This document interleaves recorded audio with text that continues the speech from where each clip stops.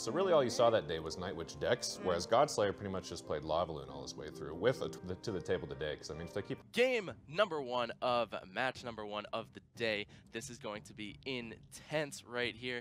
We can see the decks on the left-hand side. These players do not know what decks each other are running, but of course you and me, the viewer, we get to share that knowledge. Lucifer's in blue along the bottom, Rice and red along the top. Both are letting the elixir leak a little bit. They don't want to make the first move because they know how deadly it is to overcommit your elixir on one side and then lose a tower in the other lane. Yes, and I'd like to point out something interesting. Lucifer has a knight in his deck, and Rice has an ice golem in his deck, and that's the only card that's different. Yeah, they're both playing what's called the Splash Yard deck, which uses 2 or more splash troops. In this case, we've got Executioner and Baby Dragon. He's going to use the Tornado on defense to pull any sort of attack all together and let the splash damage clean it up. And on offense, you can use the Tornado to pull everything onto the defensive tower so that the Baby Dragon is hitting both the defending unit and the tower. Neither of them wanted to wait till double elixir time, so we've got a Knight coming down the left lane against a Night Witch, and then the Night Witch in the right lane is coming against Rice's Executioner. Yeah, and the Baby Dragon will clean up the bats. It looks like the graveyard's going to come down here for Lucifer, but the Baby Dragon is going to defend that graveyard pretty well, and the Ice Golem will come down to distract Lucifer's Baby Dragon. A well-played defense right there from Rice. Lucifer did get a little over 500 damage on the tower, so I think he's got to be somewhat happy with that. It wasn't a total waste of elixir, but you're right. Great defensive Ice Golem there by Rice. That's one of the best ways to stop this. We might see a Knight come down. The Knight is going to both tank the graveyard skeletons and distract the Baby Dragon. Multifaceted card there. Yeah, and an offensive poison coming here from Rice, but the Executioner just swept up a ton of those skeletons. But like you said, Rice still got some good damage on that left-hand tower. You can see the elixir bars between their cameras here on the right side of the screen, and Lucifer has a slight elixir advantage now, but he's got to convert that into damage on the tower because all the elixir in the world doesn't matter if those towers don't go down. Yep, and minute is about to strike on the clock. We will head into double elixir. Let's see if Lucifer is going to build up a solid push here. Both players have been very smart about the double elixir timing. They made sure to get a unit out just before it hit so they weren't accidentally leaking a half elixir or so.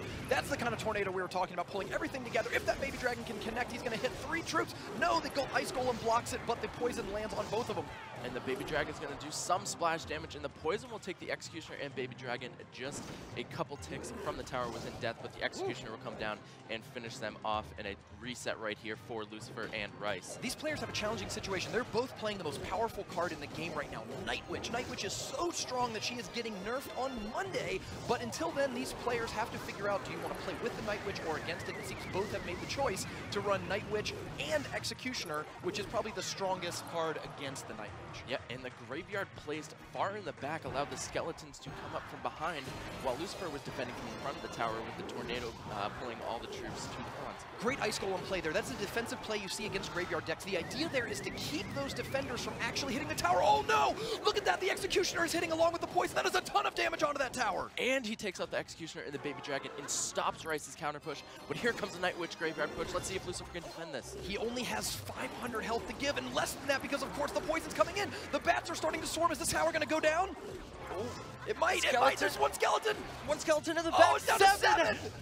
Oh my gosh, if Lucifer can get this graveyard push successfully, he will take game number 1. The Night Witch is going to come down to He's pulling together. The Tornado comes in. Oh, it hits. The King Tower is now activated, 157. The poison's coming down. 7 health. Full frontage, 7 health. Oh my God, Rice pulls it off. Oh, wow. Unbelievably close game.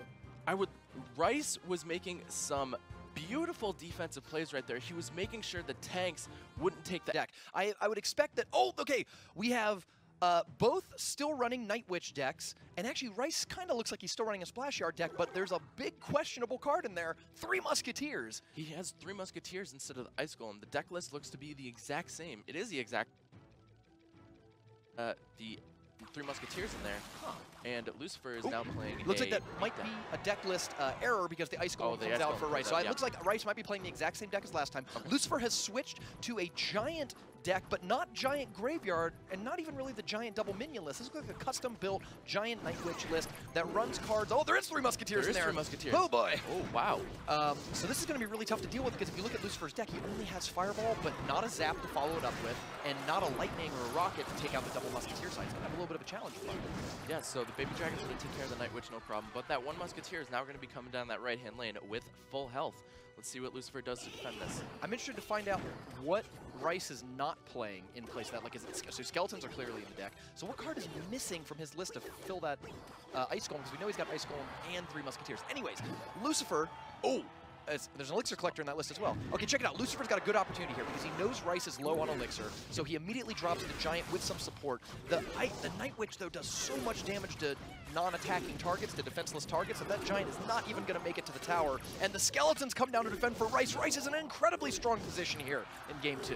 Yeah, Rice has been defending Lucifer's push these past 2 games perfectly. The Baby Dragon was focused onto the Night Witch and the Bats, but then Rice played the Ice Golem to distract the Baby Dragon and let the Night Witch take down the Giant, which was crucial for Rice's defense, and now he has the ability to throw that pump down and have a huge Elixir advantage. I mean, you can see Lucifer, the body language on Lucifer, he's wiping sweat from his brow. He knows he's in trouble. They have a similar Elixir count, but there are 2 Elixir Collectors on the board for Rice, meaning that he's going to start generating a lot more Elixir. Even if he was behind an Elixir, he will get ahead from all of the Elixir hiding in those pumps. Yeah, and the 3 Musketeers come down the fire. Oh! Fireball zap! Perfectly timed coming from Lucifer. Finish off all 3 Musketeers. That Giant is going to get to the tower and lock on for a few hits. Well, let's not count out this Night Witch here on the left side. The Goblin Gang is on it, but those bats are swarming all over the tower. It looks like it might take it here. Good game comes out of Lucifer. That's the downside of being having a negative Elixir advantage, right? Is that even if you're answering cards 1 for 1, if they have more Elixir than you, they can just present more threats than you have answers in a short period of time. Yeah, and due to the Fireball Zap play, Lucifer was down a little bit of Elixir when that Ice Golem Night Witch was coming down that right-hand lane. I mean, Rice is just playing out of his mind right now. His defense has been great. In this first match, we knew it was going to be a lot of Night Witch against each other, and but this... Whew, Rice's deck looks like it's on another level. He was able to generate so much Elixir. Lucifer did not have answers to the Elixir Collector, at least not in his opening hand. Wasn't able to get a miner down, wasn't able to fireball it very safely without getting punished by the 3 Musketeers, and eventually the Elixir just got away from him as Rice just built up a huge advantage and pushed both lanes at the same time to the tower. Yeah, so Rice's defense, I think defense won him. That was an epic end to that. I mean, that was down to like double and single digits on their towers there with those poisons. That was a shocking first game. I mean, you can see there in the replay that there was just so much on the board. Lucifer is making efficient trades, but there was just so much Elixir on Rice's half that Lucifer just couldn't do anything about. I'm standing here with the Lord of Darkness himself. Now, what I want to do is sort of start at the end and work our way back. So the first match was really close. The second matchup was, you know, a little bit harder. Can you explain for the people who are not pros why that was such a hard match for you? The second match was really hard, just because I had a bad rotation at the beginning, and once you get behind against a 3-must deck, you're in trouble. I totally agree, totally agree. Now, so let's bring that back to the first match, which was extremely close. To me, it just looked like the Ice Golem might have been, you know, helped him get more Elixir. What do you think, personally, that you either did wrong or could have done better to, you know, bring that out at the very end? Yeah, with that matchup, when he has Ice Golem, the Ice Golem just ignores troops and goes straight for the tower. So one of my big mistakes was throwing down the graveyard before I had a tank to actually hit the tower. So I think that's why I lost. You know what? I think it takes a real man to be that, to actually show up here and compete live, and that's what makes you such a great player. Now, I also heard that you were into regular sports, and now you're into esports. What's the transition of that like? It was pretty easy. You know, you bring the same competitive spirit, and it's great. Clash Royale is a great platform as an esport and a team sport as well. Awesome, awesome. Now, other matches aside, you're going to be the featured match today against CMC. I'm very excited for that. I know everyone else is very excited for that. What have you done to prepare? Well, we are teammates, so I do know some of his strengths and weaknesses, so I think I do have somewhat of an advantage against him. Awesome, awesome. And with that, let's zap it back to the couch. And I promised you guys that I would explain a little bit more about the scoreboard once we had some points on the board. So now, as you can see, we've got a little bit more going. This makes a little bit more sense. Rice in the lead and Batman following right behind. Something to note, there's some color coded here. This is the round robin stage, and as they move on, they'll be moving into our finals. Essentially, every time you win a match, which is the best of 3 per game, you're going to earn a point, and you're going to get to move up the leaderboard. And if you don't win, you're probably going to move down. If you end in the green, so if you're top 2 by the end of round robin, you get preferential seeding moving into our finals, which means you get a bye. You're essentially immediately into the semis. you get a boost in front of everybody else. But if you're in the bottom 2, you're done for. You don't even actually make it to the finals. Your dreams are crushed. You're pretty much done here. And as far as the Blues concerned, they're fighting for the best seed. So obviously, as you move on to bracket further on, the higher seed you are, the more opportunity you get to play someone that's a lower seed and maybe didn't perform as well.